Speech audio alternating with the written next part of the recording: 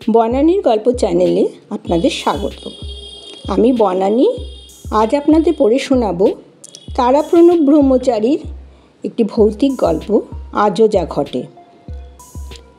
রাত 9টা, বাংলোর জানালার ধারে দাঁড়িয়ে। বৃষ্টির ঝমঝমানি, নুপুর বাজানো মিঠেল আওয়াজ মনে একটা মধুর আমেজ এনে দিচ্ছে।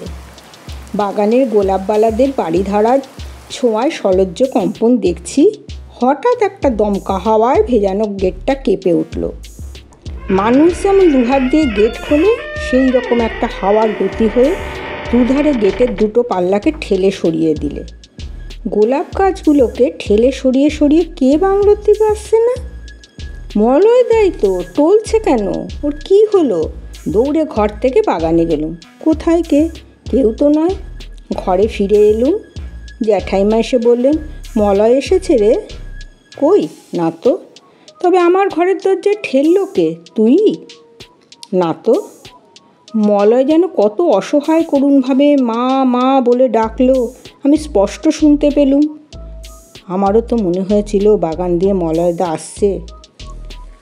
জ্যাঠাইমাকে বোঝালুম বৃষ্টি বাদলের জন্যে পথে কোথাও আটকে পড়েছে বোধহয়। ভাবনার কিছু নেই, একটু বাদেই আসবে। বৃষ্টি থেমে আসছে ক্রমশ। জ্যাঠাইমা শুনতে পেলেন। প্রিয়জনকে কাছে রাখবার প্রবল ইচ্ছাই অবচেতন মনের কোণে সদা সর্বদা বিরাজ করতে থাকে বলেই বোধ হয় প্রিয়জনের ভাবছবি তার অভাব পূরণ করে।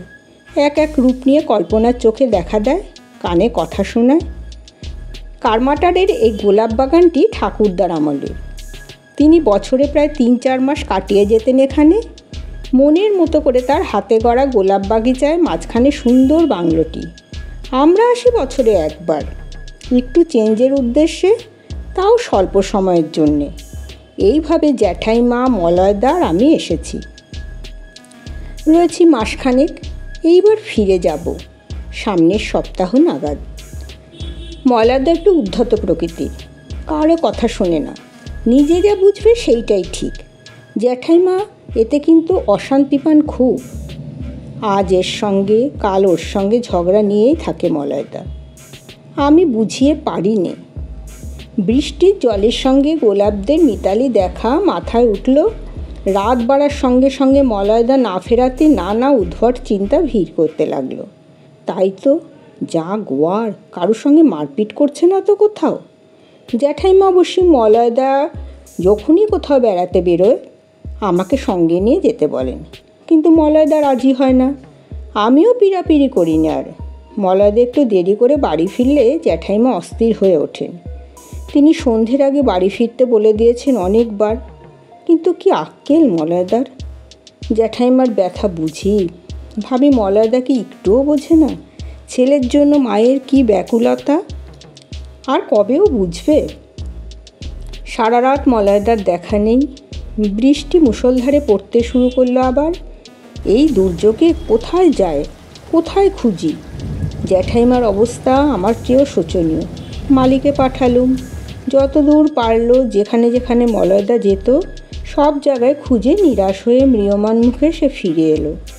পরের দিন সকালে খোঁজ খবর অনেক নেওয়া হলো চারধারে। কোনো সন্ধান পাওয়া গেল না মলয়দার। সে রাতে আবার আগের রাতে পুনরাবৃত্তি ঘটল। একটা ধমকা হাওয়া, গেট খোলা, জ্যাঠাইমার দরজায় ঠেলা, বাগানে টলতে টলতে আসে মা মা বলে আর্তনাদ। বড় বিস্ময়কর ব্যাপার মনে হতে লাগলো। আমি বসে ভাবছি এখন কি করি।